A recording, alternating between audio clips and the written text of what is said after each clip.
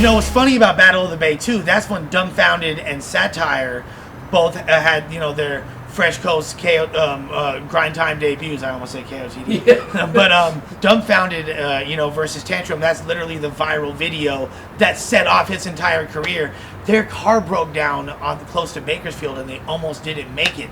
And I had to like wire them some dough they would even make it to the battle, and they showed up several hours late. I don't know if you remember, but like, yeah, it was nighttime. We were in the fucking we were just waiting in the park. The park was already shut down. The cops told us to leave. You know what I mean?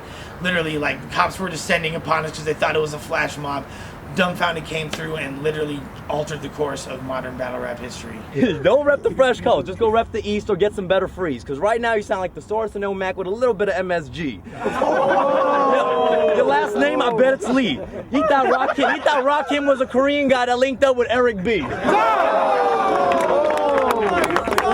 To me, like, a battle's interesting when it has history, you know, like Supernat battled Juice back in the day because they were both going back and forth. Who's the nicest freestyle battler? You know what I mean? Like, there has to be a history behind shit. Casual battled Saphir because they had East Oakland versus West Oakland. It makes so much more sense when it's not just some arbitrary thing, people getting set up, and like we had surpassed the era of tournaments, and we really wanted to find out, like, okay, you know, Awkwards, who had done his thing in the freestyle era in the past, had been a correspondent for Jump Off, and he was jazzing off, talking hella shit about what he liked, what he didn't like. He considered Jay's Juice and Frankie Waps to be New York knockoffs of the Source and Ilmac. Now, whether or not I disagreed, the entire internet was up in arms about it. It was almost a coastal thing. People were arguing constantly and going back and forth. So that battle needed to happen, and it never would have if we didn't put up the dough, make that shit make sense. And it really was one of the first times. And now we've seen so many other instances, like Avo said, Hitman going against Averb, who's the best in St. Louis. Thesaurus battling Ilmac, who's like, these are two homies going at it. You know what I mean? These are battles that actually mean something, that have history behind them. You know what I mean? And like, this was one of the first examples of that, where people genuinely didn't like each other. You could see Jay's Juice showed up wearing fucking, you know, a black tee and gym shorts, underdressed like even less than KOTD rappers in 2008. You know what I mean? Like, he was literally thinking that there might be a squab, and there was genuine tension there that translated well to video. Jays and Frankie weren't afraid that they were going to get beat up. They assumed that there was going to be a scuffle.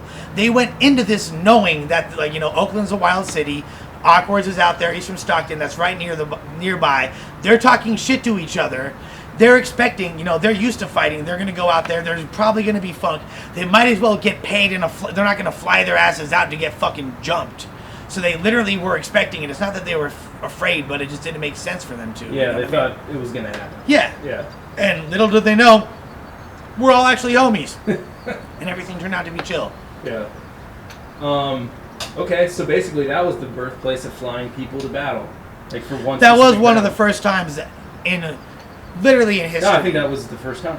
You know, like, that might have been, like, now there was I don't know. There was freestyle battles in the early to mid 2000s in Puerto Rico. Sure. Yeah, whatever. Sure. I'm saying. Like, yeah, that's true. Yeah, Fight Club, you're right. Yeah, Recognize and Jen. Yeah. So I'm not trying to take credit, but within this modern context of YouTube league-based battle rap, that was the first time anybody got flown out. And there was no expectations of profit because we obviously did that in a park. For free. Yeah. In fact, the park didn't even know, and they tried to shut us down. And yeah, the cops kept coming. If it wasn't for me and Bo Rap being silver-tongued devils, no white connotation involved, we made the battle stay.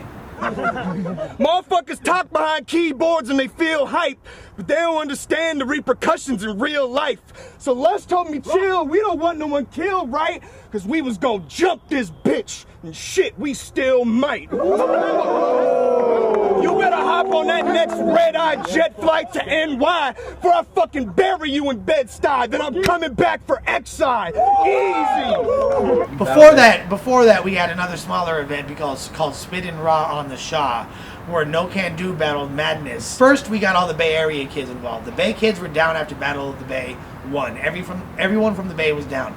The LA kids, they still weren't sold. I was trying to get James and No Can booked. I was trying to get Dumbfoundead and Satire booked. Nobody was quite going for it yet, though. So we did this battle, Spitting Raw in the Shaw. I actually had to pay Madness and No Can a couple $100 just to bribe him to do it. We did it on Crenshaw and 51st in front of the famous Kemet wall. Once more and more people, like the snowball effect continued. So then after that we had Battle of LA 1, and more people were willing to get involved. Battle of the Bay 2, Dumbfoundead and Satire were there. That was after Spitting Raw on the Shaw. So then more and more were getting involved. Lyriflip was there. We got fucking Rhetoric involved. What was interesting about Battle of LA 1 was that was the first time Daylyt battled. Would have, like, you know, I had no idea who Daylyt was, right? You know what I mean? Disaster was like, you got to put my boy Daylyt on. He's the man. Passwords had just battled Locksmith at a random battle at Frank Stax' studio. So Locksmith was the closest thing to a street-based MC that Daylyt had taken notice of. You know, there had been the West Coast pit before that where there was more street MCs. AV, Jag, Diz and Daylyt came from there. But there was nobody in the grind time circuit. Daylyt, the only thing he had online about him was a video of him rhyming in front of his car with his shirt off. So it's like, we didn't really know who he was. Diz pushed the line on him hard. He contacted me, Daylyt himself contacted me via YouTube saying he wanted to get on. I was able to convince the big homie EA Ski to have Locksmith versus him.